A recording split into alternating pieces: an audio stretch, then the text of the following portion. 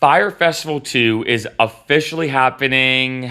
Oh, hi, Mark. What's up, Freccero fam? Welcome back to my channel, where I like to experience everything that life has to offer. I just did a poll asking you what you want my next video to be about. Right now, at least see the exact time of this video, it is about 10 things I wish I knew before staying in hostels. I will be posting that video, so I want to say that. That being said, I saw this, and I'm like, I have to talk about it. And you can see Billy McFarland just announced Fyre Festival 2. The ticket prices range from $1,400 to $1.1 million. $1.1 million for a festival ticket.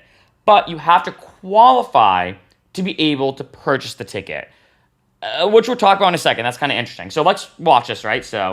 Morning, everybody. We just announced on the Today Show that Fyre 2 is taking place April 25th through April 28th on a private island off of the Caribbean coast in Mexico.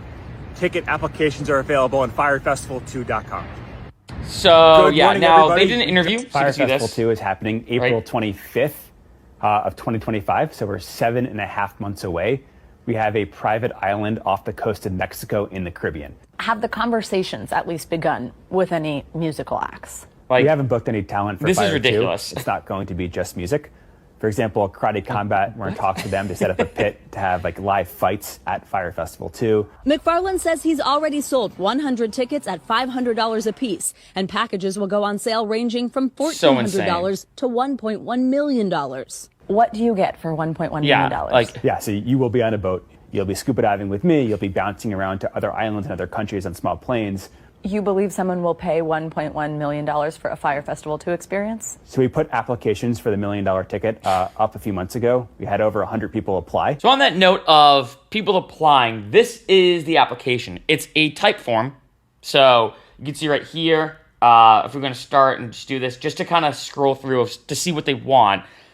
They want your name, email, phone number, okay. Select your desired ticket. So you have the Fyre Starter, or the basic, which is $1,400, which is, I mean, that's outrageous, right? I mean, most festival tickets, I'd say, are going to be between $300 to maybe $500. I feel like maybe as low as $200. So that's very, very expensive, right? That's usually like the custom VIP package for like a festival.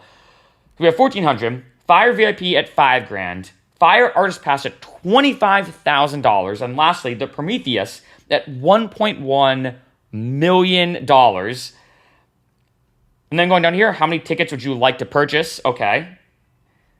What's your Instagram? Kind of interesting, and they put optional. I like how they put that. I feel like maybe they are scouting for influencers or whatever. They kind of did that last time.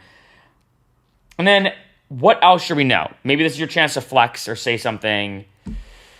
Now I gotta be honest. I have so many questions about this. Like, the second I saw this, my mind was going crazy, because in case you didn't know, I'm assuming you do, but in case you didn't know, what happened with the original Fyre Festival, the original one, it was a sugar honey iced tea show. It is now considered a meme in and of itself. If you look what happened with Electric Zoo in New York, people are calling it, like, say, the second Fyre Festival. Now it's almost like a phrase that people use to talk about a bad festival. And essentially what happened, they sold a bunch of tickets, and it was a huge scam. I mean, a lot of the artists backed out. All the private villas that they promised were actually more just like disaster aid tents and everything. It was a nightmare, right?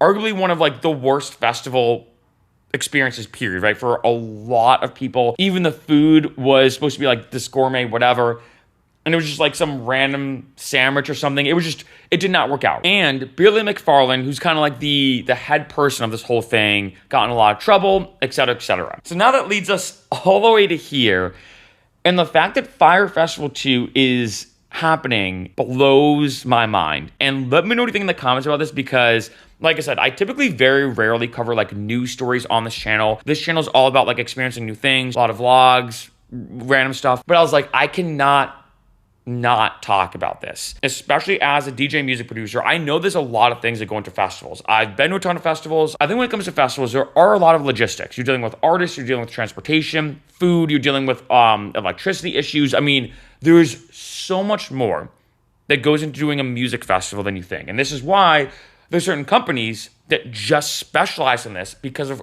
all the logistical nightmares and issues you do have to deal with. And Fyre Festival did not work out whatsoever. It was atrocious, and like I said, it's a meme now. And I'm very curious, I hate to say it, like I've been looking at the comments, of course, and reading and already seeing the memes. I am incredibly curious to see what's gonna happen next year, because on one end, and this is what a lot of the comments have said, and I hate to say it, I do kind of agree with them, where they're like, okay, if you get scammed again, or the festival is horrible again, it's kind of your fault. And obviously you could argue on both sides, is that right or wrong? But I'm like, I would never go to this ever. But the fact that they're already selling tickets is a bit interesting to me, because I have two theories about that, I'll be honest. On one end, part of me is like, you know what, maybe people are saying, hey, let's just do this for fun.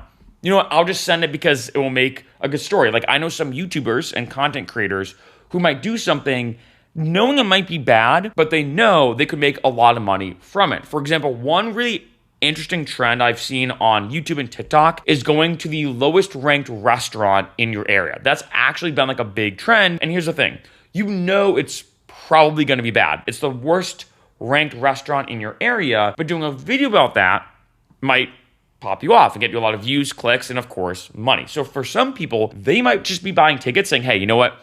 We're going to send it. We're going to do Fyre Festival 2 anyway, because it's going to be a crazy story. It's going to be a crazy thing that might happen. On the other end, though, Billy McFarland, whether you love him or hate him, I have to give him credit, I guess, for credit's due. He is, I guess, a pretty smart marketer. Like when Fyre Festival, I remember, was marketing, one genius thing they did, and again, I have to give him credit, I thought this was unbelievably smart, is they had a bunch of influencers post this like orange square on Instagram, and all they really mentioned was Fyre Festival. And I gotta say, I actually remember seeing that. Before I heard about what Fyre Festival was way back when, because I was scrolling on Instagram, like a lot of people do, and that orange square stopped me. I was like, wait, why is there just a random orange square? That's kind of weird and random. And then saw Fyre Festival, and I was like, oh, what is Fyre Festival? Saw it more and more. And I gotta say, love him or hate him, he does have genius marketing. But I also wonder, with him saying he's already gotten about 100 people applying for that $1.1 million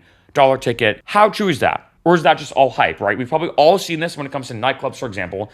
This is a technique a lot of nightclubs use, where you go to a nightclub, or you walk by it, or you drive by it, and there's a bunch of people waiting outside, bunch of people. And then you eventually, let's say, get in line, you wait, you get inside, and the club is only like 10% of the people there. And what they do is they make it seem like, oh, everyone wants to get in this club. And then you get in the club and you're like, oh, they were just kind of doing a bait and switch to make it seem like everyone's going. Maybe he's just saying already 100 people have signed up and are willing to spend $1.1 million when in actuality, no one has, right? You never know. He is a very smart marketer.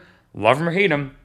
He's a very, very smart marketer. And so maybe he's just kind of making this up like he's already sold a bunch of $500 tickets, like you mentioned, which obviously don't really exist anymore. At least it seems like. But I mean, those pricing tiers, the $1,400 ticket, $5,000 ticket, $25,000 ticket, and $1.1 million ticket. What's intriguing to me when it comes to those specific numbers is it really is making it seem like he's targeting more of the upper class, right? Especially with that $1.1 million ticket. Just that for a festival ticket. And then I was expecting maybe something, I don't know what I was expecting when watching this video, because I was kind of curious, what do you get? Like she asked. And it's crazy to me that all you really get is scuba diving with him and then chartering around and all this kind of stuff.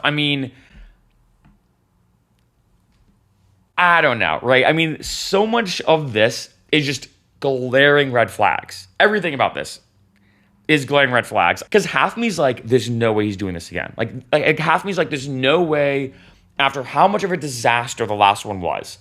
Arguably one of the most famous festival stories ever. Both Netflix and Hulu did a documentary about it. And I will say this, I watched both. I expected both of them to be a bit repetitive, because obviously it's two documentaries about the same thing. Not exactly the case. I got to give them credit. I felt like that both Netflix and Hulu, whether they meant to do this or not, maybe it was just complete coincidence, although there were some crossovers, I will say that I feel like both of them focused on different aspects of the festival itself in terms of all the negative stuff that happened. And I highly suggest watching those documentaries. They're both very well made. And I will say this too, if you've only seen one of them, definitely watch the other one as well. It's not one of those situations where I'm like, if you've seen one, you've seen them all. No. They're both very different in their own way. And so when it comes to the disaster that was Fyre Festival, like I said, half me is like, I can't believe he's trying to do this again.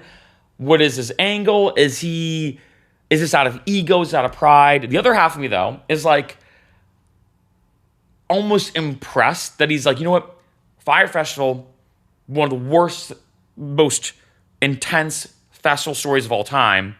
Let's just try to do it all over again. Like, I'm like, the confidence is mind-blowing to me. And like I said, maybe it's an ego thing. Maybe he's like, you know what? Okay, I know we messed up the first time, but this time's going to be different. Trust me, this time's going to be different. Or maybe he's saying, you know what? Maybe he wants to scam people again. Maybe he's like, hey, you know what? If I have 100 applicants, I'd like to say $1.1 million. Right there is about $100 million. Maybe I could take that, run with it, and I could do what I want. Who knows if this is going to be a situation where, like, say, a bunch of people get scammed, like what happened last time. Who knows, like, say, if it's going to be actually pretty lit. Like, you never know. Maybe to give him credit, like, again, just look at every possible situation. What if it actually goes really well? I mean, I don't think it is. I really don't think it is. But if it happens to go well, I guess good for him. Good to the people who go. But I just got to say, I cannot believe this is happening with the disaster that Fyre Festival was. With the stories about it, the videos, the content, the documentaries, the media attention, with everything that existed around Fyre Festival. And the fact that they're running this back for a second time in April of 2025, I'm very interested to see what's going to happen.